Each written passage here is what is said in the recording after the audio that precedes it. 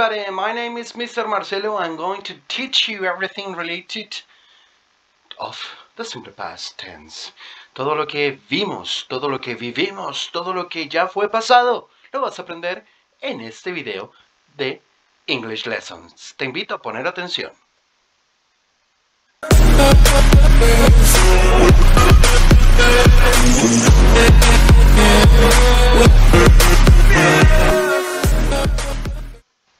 Como te decía hace un par de segundos, vamos a ver justamente el pasado simple del inglés, cómo lo aprendemos, para qué nos sirve, cómo que tenemos que tener en cuenta.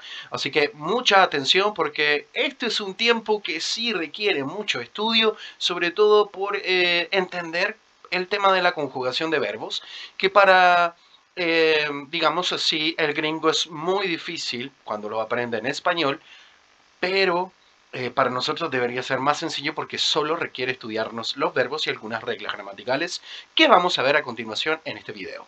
Te cuento un poco que el pasado simple nos sirve para expresar obviamente una acción o una idea que comenzó y finalizó en un tiempo específico en el pasado. Solo eso, es así de sencillo. Si tuviéramos una línea de tiempo, nuestra línea de tiempo figuraría cada acción que ya quedó hecha en el pasado y esta la podemos relatar fácilmente con las siguientes reglas gramaticales. Primero vamos a checar algunos algunos ejemplos. Y estos son los que puedes ver ahí, como I saw Peter yesterday evening, o last summer we stayed in that hotel, we got married 2 years ago, and we were very lucky with the weather. So, con estas oraciones ya podemos divisar un poco lo que se nos viene elaborando oraciones en pasado. Primero, ten claro que en una oración siempre necesitamos, en su mayoría, un sujeto, como I, como we, como they, como we, que aparecen en esas oraciones, y nuestro verbo, que es el cual tiene que estar conjugado en pasado, pero siempre y cuando esta oración sea afirmativa o positiva. ¿Ya? Ahí es cuando nosotros aplicamos la conjugación de los verbos. Ahí aparece so, que en realidad en infinitivo es el verbo see. Aparece stayed, que aparece una ed final, que en realidad es stayed en su infinitivo. Got, que en su infinitivo vendría siendo get, pero ahí está conjugado como got. Y where, que es la forma del verbo to be en pasado para plurales que ya hemos visto en videos anteriores. Además, tenemos información que nos deja claro que estas acciones están hechas obviamente en pasado como yesterday evening o last summer o 2 years ago. Con esto dejamos claro que la acción ya finalizó y que fue parte de nuestro pasado. Así que así vamos a ir visionando un poco cómo elaboro estas oraciones. ¿Ok? Para que entendamos un poco, necesitamos tener claro un vocabulario que es sumamente importante, que es el manejar, digámoslo así, frases de tiempo o expresiones de tiempo en pasado como las que ven en pantalla, como ago in 1979, yesterday, yesterday evening y todas las conjugaciones de yesterday, yesterday morning, yesterday afternoon, whatever. And todas las conjugaciones de last que puedas tener con cualquier fracción de tiempo como last year, last month, last week, last night, last morning, last season, last summer, last Monday. Lo bueno es que estas expresiones pueden ir al inicio de la oración, sonarían muy clichés y muy bonitas, o al final, ya que es generalmente donde las personas que comienzan a escribir en inglés estas oraciones las ponen, pero al inicio también le da un caché, le da una narración un poco más interesante a tu oración. Si seguimos más allá, podemos ver que este tiempo se conjugan los verbos y existen estas llamados que seguramente los escuchaste en clase, los verbos regulares y los irregulares. Vamos a tomar primero los verbos regulares, los cuales para conjugarlos en pasado existen un grupo en los cuales es muy sencillo determinar su conjugación porque solamente agregamos el sufijo ed para conjugarlos. Así, walk pasa walked, study, studied, cry, cried, and lived, lived. Así de sencillo, yo le agrego simplemente la ed al final. ¿Qué tengo que tener en cuenta? Que si esta termina en consonante, yo le agrego ed. Si termina en y, ya, y va antecedida por una consonante como la d en study, yo simplemente elido la y o la elimino y la cambio por y latina y le agrego ed. ¿Ya? Distinto es si este es, por ejemplo, lived, que termina en una vocal, yo simplemente le agrego d. a nuestra terminación, ¿ok? Vamos a ver el spelling más adelante y seguimos con más verbos, pero chequemos algunos ejemplos, ¿ok? Como Michael moved to the chair over there and started working on her homework before the dinner, and we walked around the block last night. Si vemos ahí, vemos ya los verbos aplicados en oraciones, ya, y además vemos terminaciones de tiempo before the dinner, que es una nueva que también nos sirve. Y last night, que ya la habíamos visto como parte de nuestras expresiones comunes. Ahí tienes ejemplos muy buenos para que entiendas que estas acciones ya fueron hechas con el tiempo. Como te decía, existe otro listado de verbos que son los más complejos, que aquí te los tienes que estudiar sí o sí. Es la única manera que tienes que estudiártelos y aprendértelos de memoria. No existe una regla que te diga, no, si esta termina en vocal o consonante. No, es solo estudio. Y así te das cuenta que algunas son muy similares, como los que te presento en pantalla, y otras que cambian definitivamente su estructura y otras que no cambian para nada, pero sí cambian sonoramente. Como por ejemplo, ahí aparece become, cambia a became, give cambia a gave, drive cambia a drove y forget cambia a forgot. ¿Ok? Hay algunas, como te decía, que solo cambia una vocal, pero otras cambian completamente en su estructura. Así teach cambia a taught, spring brought, leave left, hear heard, and buy bought. Si te das cuenta, hay una terminación completamente distinta. Y hay algunas que sí se parecen en la terminación, pero en su forma infinitiva o original, como teach, no tiene nada que ver con bring, pero su terminación o su conjugación en pasado es prácticamente la misma, igual que la de buy. O sea, te das cuenta, no tienen nada en común, pero tienen una misma terminación para conjugarlas en pasado. Otros de estos verbos irregulares u otros ejemplos no cambian del todo, como hit o como put o como read, que conservan las mismas letras, pero, por ejemplo, en el caso de read, en el pasado, cuando yo lo digo oralmente, cuando yo lo pronuncio, lo voy a pronunciar como el color rojo, red.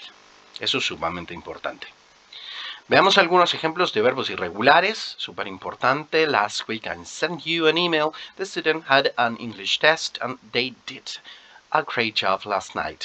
Ahí están los verbos pasados, obviamente, a este tiempo y conjugados. Si te das cuenta, son todas las oraciones afirmativas porque esta conjugación solo se aplica en oraciones afirmativas o positivas.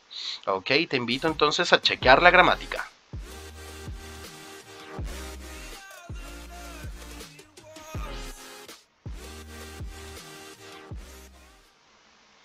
Revisemos entonces cuál es la posición de cada una de las palabras y, como siempre te he enseñado, nuestro orden de oración siempre va a ser sujeto, verbo y complemento. Nuestra formación base gramatical para estas oraciones. Checamos oraciones afirmativas, las revisamos y nos damos cuenta que todas cumplen con ese patrón. Pueden ir modificándose, depende del autor. Yo puedo darle más caché colocando, por ejemplo, last night al inicio o yesterday o, I don't know, una expresión de tiempo al inicio o al final. Solamente esa es la posición que van a tener. Ya independiente, tú sabes que el complemento fácilmente puede distribuirse en diferentes partes de la oración, pero generalmente al inicio y al final. Siempre seguimos el patrón del sujeto, el verbo y el complemento. Ahí están nuestras oraciones. Vemos que hay dos verbos en una, hay verbos que están conjugados, hay algunos que son regulares, otros irregulares, pero nuestros sujetos están ahí. We walked around the block last night. Nos deja claro que esa acción fue netamente ya hecha anoche. Quienes la realizaron ahí fuimos nosotros y el verbo está conjugado en ed porque es un verbo regular. I worked in my project last night. Ahí está entonces el verbo en ed y so, que vendría siendo sí, y talk, que está con ed porque es un verbo regular, y además ate, que es el verbo eat, pero está conjugado como verbo irregular porque eso es lo que es. Ahora sí cambiamos. Nos vamos a los verbos en negación. Aquí pasa una cosa muy interesante. Si te das cuenta, los verbos vuelven a estar en su forma infinitiva, porque nuestro auxiliar did not, allá el auxiliar que es para el pasado, did, que está en su versión negativa, lo podemos encontrar como did not o didn't. Las dos son exclusivamente útiles e importantes. Sí es más común escuchar un didn't cuando estamos hablando o cuando es un lenguaje más informal. ¿Ya? Y did not sí está políticamente hablando y es como muy, digámoslo así, correcto para hablar, pero aún así es más común escuchar el didn't, ¿ok? Did not walk last night. Suena muy polite. Seguimos el mismo el patrón de la estructura de nuestra oración. Sujeto did not más el verbo en infinitivo y nuestro complemento. ¿Ya? Destaqué en rojo el did not como verbo auxiliar y en amarillo, obviamente, para que vean la estructura del verbo, porque aquí el verbo no se conjuga. Da lo mismo si el verbo es regular o irregular. Yo no modifico absolutamente nada porque ya esa labor la está haciendo nuestro verbo auxiliar, que en este caso es did not, que nos está diciendo que la oración está siendo hecha o relatada o contada justamente en pasado. Pero en su versión negativa ya sabemos entonces que no se aplican esta regla de los regulares o irregulares. Ahí me las meto al bolsillo y digo simplemente utilizo nuestro auxiliar para las negaciones. Si te sale más fácil hablar en negación, bueno, hazlo, pero yo te recomiendo aprenderte los verbos en todas sus versiones regulares e irregulares. Si avanzamos y vemos la forma de las preguntas, aquí pasa exactamente lo mismo. Los verbos, cambiamos nuestra estructura de orden porque los verbos vuelven a estar en infinitivo. Como te decía, esta conjugación de verbos regulares o irregulares se aplica solo en afirmaciones, en oraciones positivas. Para armar una pregunta de respuesta corta, yo simplemente coloco el did, luego el sujeto, luego el verbo en infinitivo, el complemento y un solo signo de pregunta al final. No es como en el español que van adelante y al final, aquí solo van al final, como did I walk last night? Did you see you last evening? Did she see you last evening? Did they eat sushi and pizza at lunch? Did we walk around the block? Y ahí vemos entonces nuestra estructura que está formada con did, siguiendo nuestro sujeto, nuestro verbo en infinitivo, el complemento y el signo de pregunta, el sign question at the end of the sentence. De esta manera, hemos revisado entonces lo principal y las estructuras bases de nuestro pasado simple. Por ahora te dejo.